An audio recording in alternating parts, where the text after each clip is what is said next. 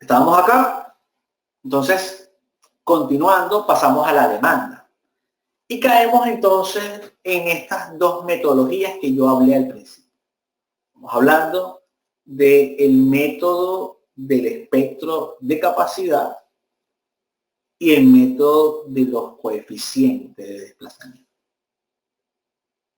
Podemos aplicar las dos metodologías. Las dos metodologías requieren un procedimiento paso a paso. Ventajas, lo tienen los programas como el ETAP, SAP 2000, pero también es importante que sepamos de dónde viene todo. Nosotros hemos preparado una serie de hojas de cálculo para demostrar cómo generar el procedimiento paso a paso, cotejando incluso los resultados con el propio programa. Entonces, aquí vemos, por ejemplo, en el caso del método del espectro de capacidad, uno de los puntos más interesantes es que siempre se va a partir de un espectro inicial con 5% de amortiguamiento y ese espectro se reduce en función a que la estructura tenga un incremento del amortiguamiento efectivo, producto de la incursión inelástica de la misma. La estructura incursiona en el rango elástico, tiene una degradación de rigidez, tiene incrementos de periodo, aumento del amortiguamiento, el incremento del amortiguamiento genera obviamente una condición diferente en la demanda porque sabemos que el espectro depende del amortiguamiento, a mayor amortiguamiento menor demanda, entonces se genera una situación de iteración hasta llegar a lo que conocemos como punto de desempeño. Pero además, otro aspecto resaltante es que la curva de capacidad estaba dada por corte, desplazamiento, el espectro es periodos y aceleraciones, y todo esto hay que graficarlo en una misma variable y por eso que se hace una conversión. Una conversión. Siempre hemos dicho, la capacidad de una edificación y la demanda impuesta por un sismo no son independientes.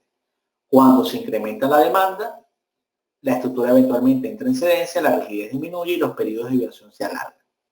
Adicionalmente, estoy por acá, la energía aumenta la energía disipada por ciclo debido a la degradación de resistencia y rigidez, sobre todo cuando la edificación está en capacidad de experimentar ciclos histeréticos grandes y estables, incidiendo directamente en el amortiguamiento efectivo. Entonces, la determinación del desplazamiento donde la capacidad y la demanda se igualan, que es lo que llamamos punto de desempeño, exige un proceso iterativo, en el cual ese espectro que yo hablaba al principio, que típicamente lo ponemos con el 5%, va ajustándose sucesivamente hasta, de alguna manera, que se tome de manera compatible toda esa disipación histerética. Es un procedimiento que hacerlo a mano conlleva varios pasos, pero que estos programas ya lo tienen implementado. Una vez identificado el punto de desempeño, asociado a la respuesta sísmica máxima que experimentará la edificación durante el momento sísmico especificado, se podrá decidir, obviamente, si cumple o no con el objetivo inicialmente propuesto. Esto es lo que estamos diciendo. Nosotros tenemos un punto de desempeño aquí. Esta es la capacidad de la estructura. Esta es la capacidad. Esta es la demanda sísmica inicial. Esta es la demanda final. Vamos a decirlo así, la demanda final. ¿Qué vamos a hacer ahora? Donde se determine el punto de desempeño, se baja. Se obtiene un desplazamiento en esta escala. Y a partir de esa escala, si nosotros tenemos una estructura, vamos a ponerlo así, se midió el desplazamiento, producto de una serie de fuerzas. Ese desplazamiento, si yo hago desplazamiento entre la altura total, eso me da una deriva total o una distorsión total, deriva total. Ejemplo. que ya lo vamos a ver ahora. Supongamos que para la seguridad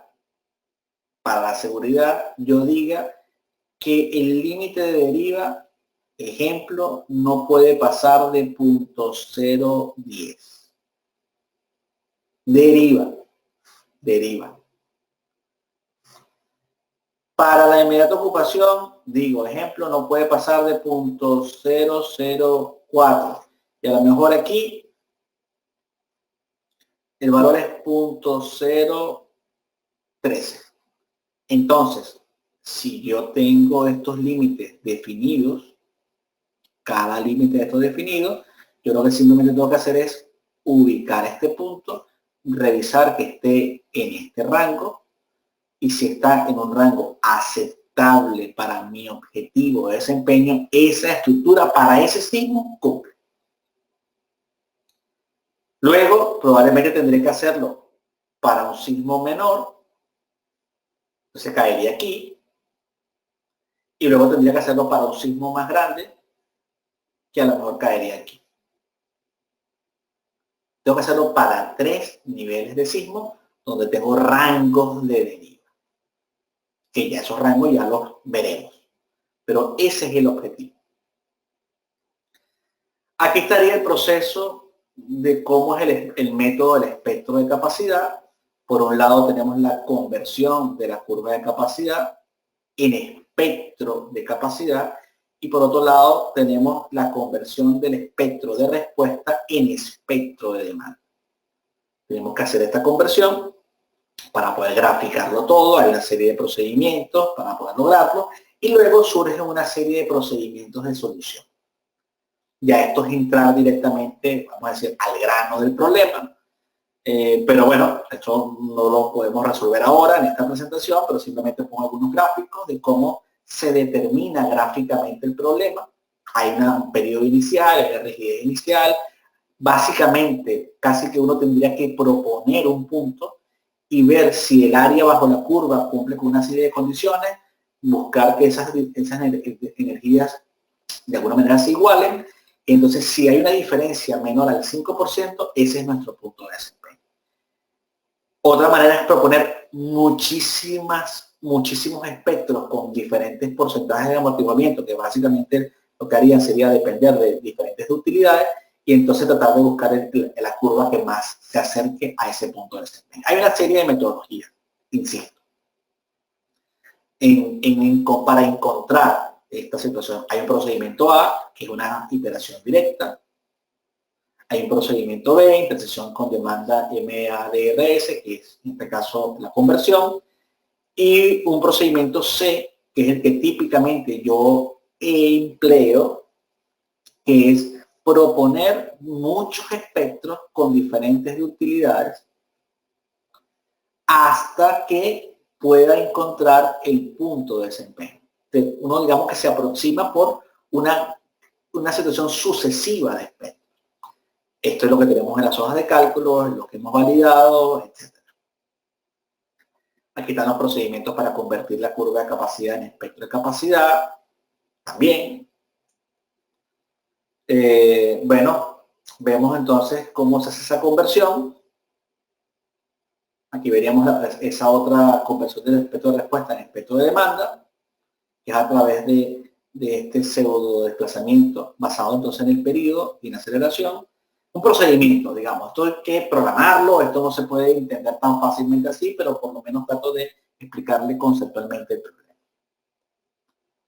Y luego entonces empiezan una serie de situaciones para poder definir cómo es el comportamiento de esas componentes para poder establecer lo que es una tasa de rigidez, una tasa de rigidez espogelástica. Fíjense, por ejemplo, en este caso, un esquema esquelético bilineal, un esquema con degradación de rigidez.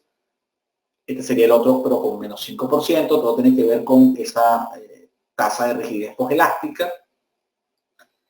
Y vemos entonces valores de amortiguamiento efectivo en función a utilidades, que son las que terminamos utilizando acá. Esto, para alguien que no lo ha hecho, puede resultar totalmente, digamos, confuso, abstracto.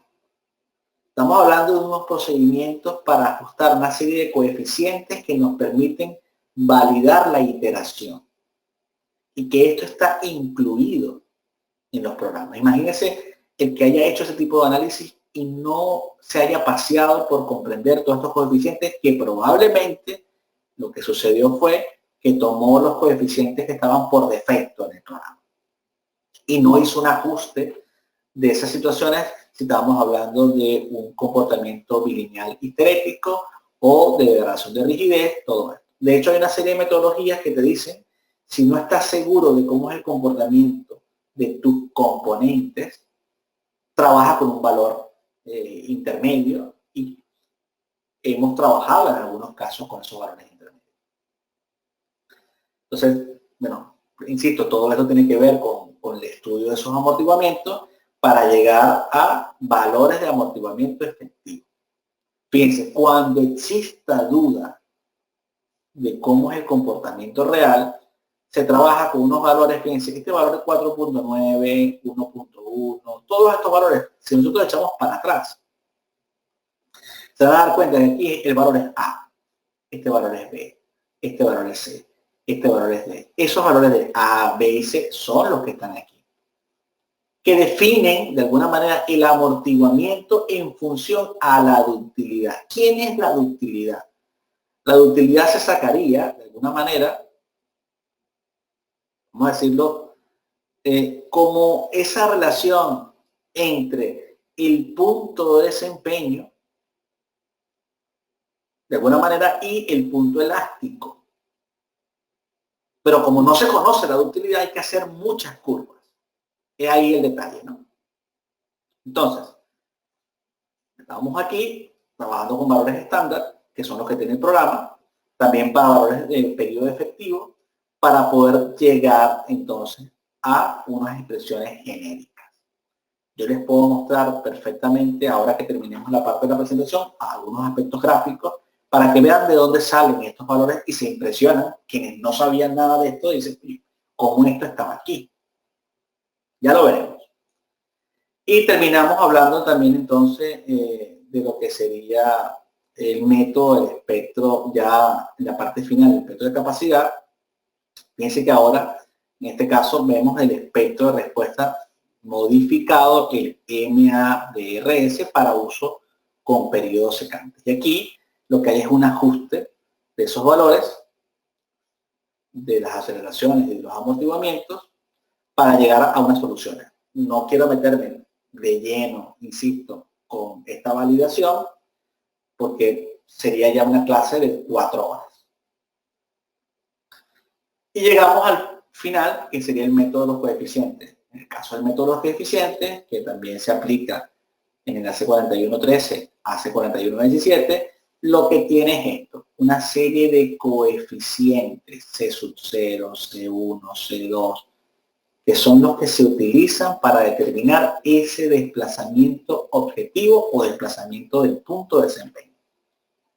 Lo que veríamos a continuación sería cómo determinar ese desplazamiento en función a los coeficientes. Entonces tenemos un valor para C sub 0, un valor para C sub 1, para C sub 2, pero claro, esto lo estamos viendo muy bonito aquí, esto hay que determinarlo. Los programas lo hacen de forma automática, pero a nosotros nos interesa explicarlo en los cursos que tenemos para que la persona sepa de dónde salen, no simplemente lo aplique. Y en función entonces a todo eso, fíjense cómo estaría, en este caso, lo que es la relación entre la demanda elástica de resistencia y el coeficiente de resistencia a la cedencia, el valor del coeficiente C sub m, el periodo efectivo fundamental, para poder determinar entonces o llegar a la verificación del desempeño. ¿Qué es lo que decimos con verificación del desempeño? Por ejemplo, aquí hay unas tablas directas. Ocupación inmediata, 0.01. Estas son propuestas. Por ejemplo, es la propuesta de la TC40. Si quieres estar en un límite de seguridad, 0.02. Si quieres estar en estabilidad estructural, esta expresión de 0.33 B sub I entre P sub I. Si nos vamos al Vision 2000, totalmente operacional 0.02, operacional 0.005, seguridad 0.015. Son propuestas de estructuras que tienen reducción de inercias. El uso del AC4113, AC4117, PM356 y todas estas normas requieren reducir las inercias gruesas, trabajar con inercias agregadas. Cuando ustedes típicamente trabajaban, por ejemplo, para Perú, para Colombia, para Venezuela, para lo que sea, y estaban controlando derivas del 10 por 1000, lo estaban haciendo con inercias gruesas. Cuando ustedes reducen el 50% la inercia por poner un valor promedio, esas derivas se van a disparar. Entonces, por eso vemos estos límites. Entonces, estas son propuestas, nosotros incluso recabando mucha más información y de digamos, aspectos que tienen que ver con estos estudios, más allá de lo que proponía el Vision 2000, el TC40, hemos llegado a conformar una tabla de daño en función a las derivas. Y de esa manera, entonces, el alumno tiene que resolver un problema. ¿Sí? Ahora que terminemos, se los muestro simplemente para que tengan una idea. Y aquí, en el caso del AC4113, ya habla de manera directa qué pasa con pórticos de concreto para los elementos primarios, en la condición de prevención de colapso, en la situación de life safety, de inmediata ocupación inmediata. ¿Qué es lo que debería ocurrir allí a nivel general con todas las rótulas? Son tablas que las pueden encontrar directamente en esa aplicación. Incluso para los elementos o componentes arquitectónicos. Y cuando llegamos a las estrategias de reforzamiento, uno vería lo que genera un elemento o las diferentes estrategias de intervención estructural, podemos decirlo así, lo que genera reforzar la estructura. Fíjense cómo era originalmente.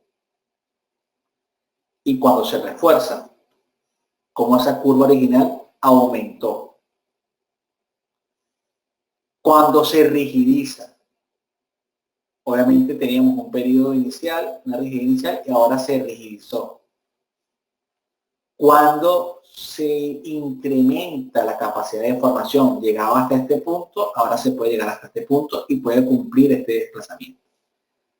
El incremento de la capacidad de disipación de energía tiene que ver un poco con la capacidad de formación y tiene que ver también con toda esa área bajo la curva.